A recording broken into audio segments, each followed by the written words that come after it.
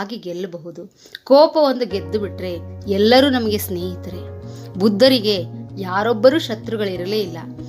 ಬುದ್ಧರನ್ನ ಪ್ರೀತಿಸಿದವರೇ ಇದ್ದಿಲ್ಲ.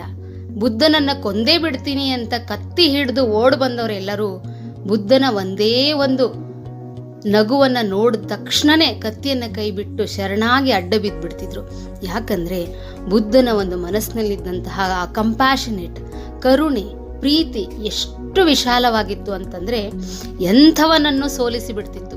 ಅದಕ್ಕೆ ಉತ್ತಮ ಉದಾಹರಣೆ ಅಂತಂದ್ರೆ ಅಂಗುಲಿಮಾಲ ರಾಕ್ಷಸ ಸ್ವರೂಪಿ ಆಗಿದ್ದಂತಹ ಮನುಷ್ಯ.